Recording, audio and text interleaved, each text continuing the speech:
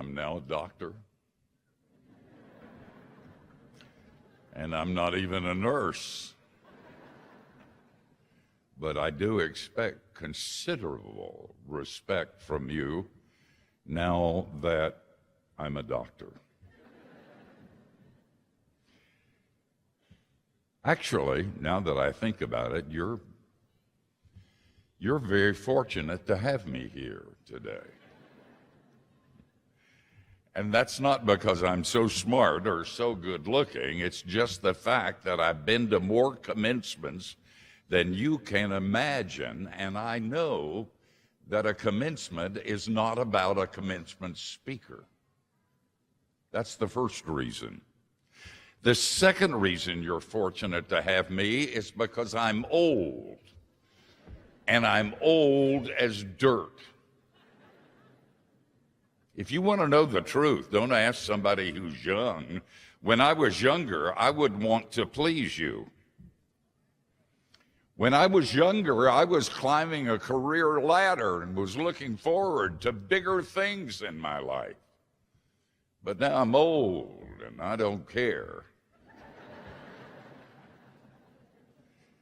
I've been married to the wife that I love for 50-something years. I'm the president of a company that pays my salary and I can pay the mortgage payment. I have enough money to take my wife to dinner when I want to.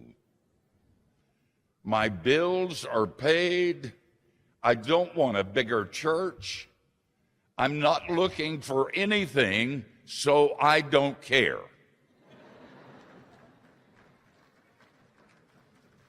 So, if you're looking for truth, always ask an old, cynical preacher. He or she will tell you the truth. I was thinking about what I was going to talk about today. I thought maybe with most commencement speakers, I would say, now that you've worked this hard for this degree, you're set up for success. Go do it. But that wouldn't be true. Some of you are going to fail miserably. I would lecture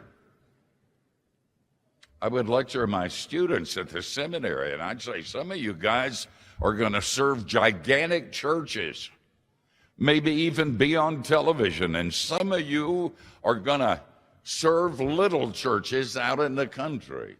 And the strange thing is that the gifted ones are probably in the little churches, and the jerks are in the big churches.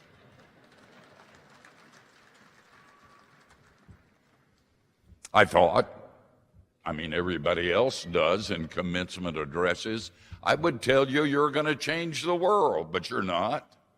It's too big, and you're too little. You maybe can make a difference, maybe not. I could say, whatever you dream, you can do, but that's insane, and I wouldn't say something like that. So I decided instead to talk about poker, which is something I know something about. Actually, I haven't played poker in a lot of years. Given what I do, it probably wouldn't be good that I be known as a poker player, but I'm pretty good at it, to be perfectly honest with you. As I said, I haven't played in over 20 years. Well, I did once. His name was Kerry, and he was only 16. He had been in a horrible automobile accident, and he was in one of those body casts. We almost lost him, and I visited him every day.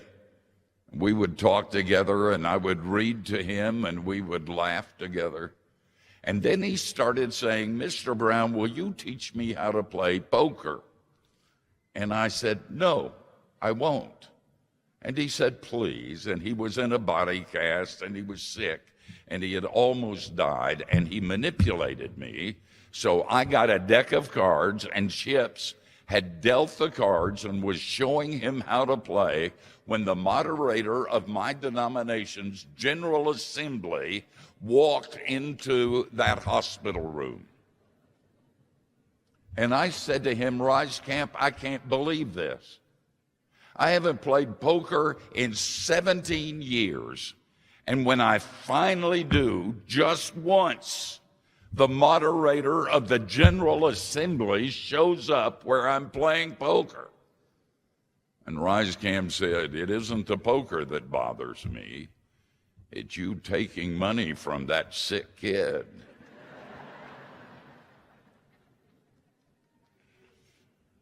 I have a verse for you. It's from my favorite book in the Bible, or at least one of them. It's the 9th chapter and the 10th verse, and this is what it says.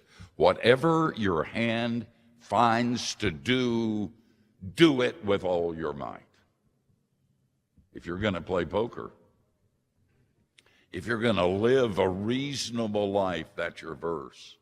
In poker and in life, whatever your hand finds to do, do it with all of your might. It requires risk. And it's more than Kenny Rogers. You got to know when to hold them and when to fold them and when to leave. It goes far deeper than that. At Belhaven, you've learned some things that are very important about risk, and I'm going to share them with you very quickly.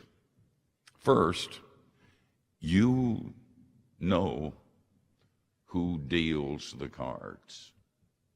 Romans 11, for from him and through him and to him are all things.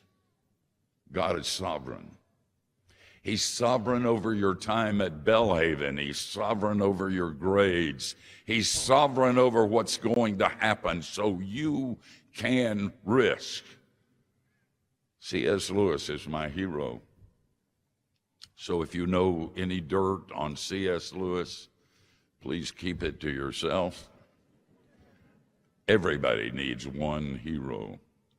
But in the Chronicles of Narnia, and you should be familiar with those, Jill has gone into the imaginary kingdom in Narnia for the first time.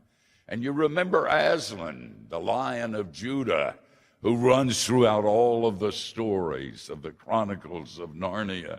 And Jill is there for the first time, and she's very thirsty. And she notices that there's a stream of pure, clear water. And then she notices that the lion is between where she is and the water. And she looks at the lion. And then she looks at the water. And she says to the lion, do you eat little girls? And the lion says, yes. And little boys. And worlds. And universes. And Jill says, will you promise not to eat me if I go there and get a drink of water? And the lion says, no. And she says, well, will you move while I get a drink of water? And the lion says, no. And then she stamps her foot. And she says, then I'll be thirsty. And the lion says, then be thirsty. You can risk because you know him. You can risk because the one who deals the cards in this poker game is big and awesome and sovereign, and he knows what he's doing. But you can risk for another reason, because of the nature of the one who deals the cards. In 1 John 4, John says, we're amazed with the love of God, and we love because he first loved us. I like you guys pretty good. But I want you to know our granddaughter, Allison, is graduating, and one other granddaughter, Christy, is graduated 2 years ago. So I have a special place in my heart for Belhaven and a special place for them. If they have a need, I will meet it. And if you mess with either one of them, I'll break your face.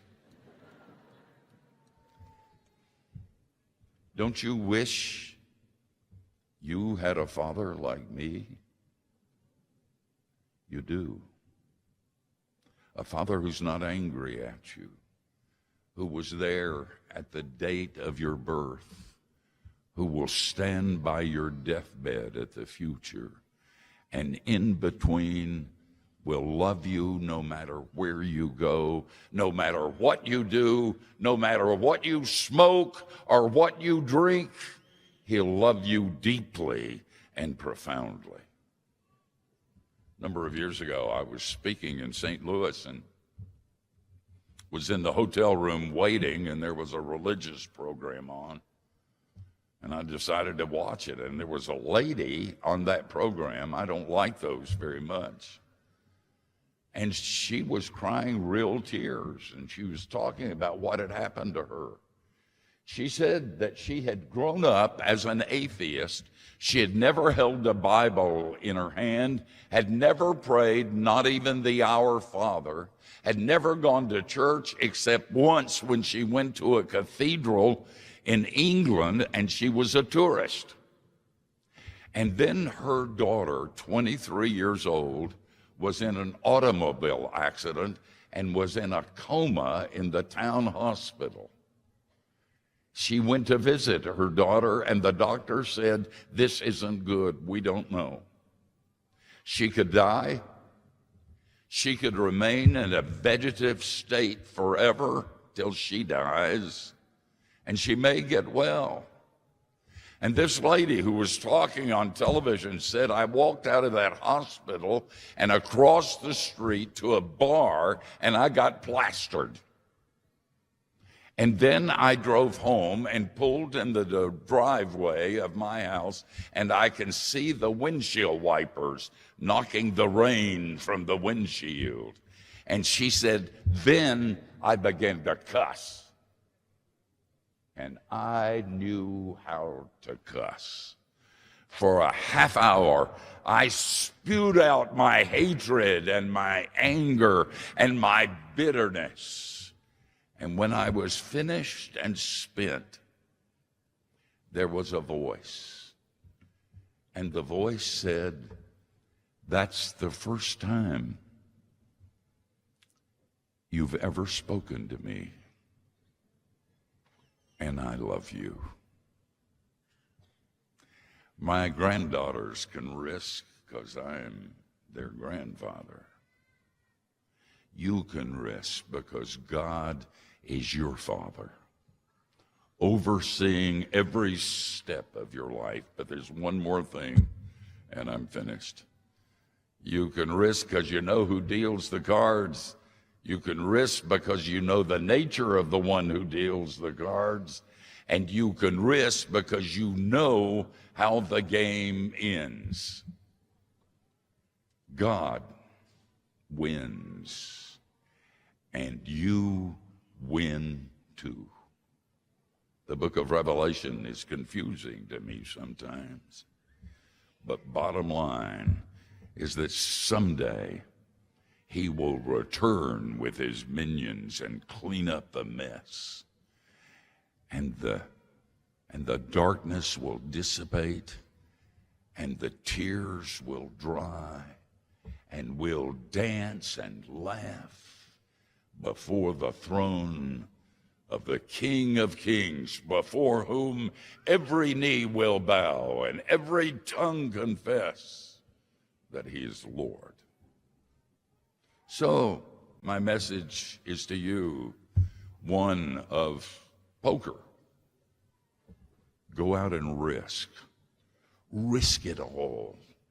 If you fail, you fail. If you die, you die. If you succeed, you succeed. But you know the one who dealt the cards. You graduates, you know much.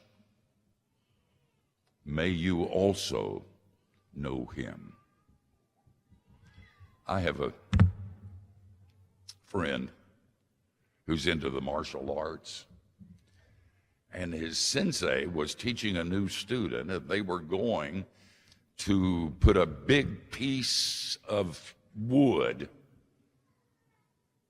in front of the student, and he, with his bare hand, was going to break it in half. He was scared because he never did this before, and he wasn't sure that he could do it. So he walked up to the platform where the wood was, and the sensei had a message written across the wood. You know what it said? Congratulations, you did it. Congratulations, you did it. Now, do it. You think about that. Amen.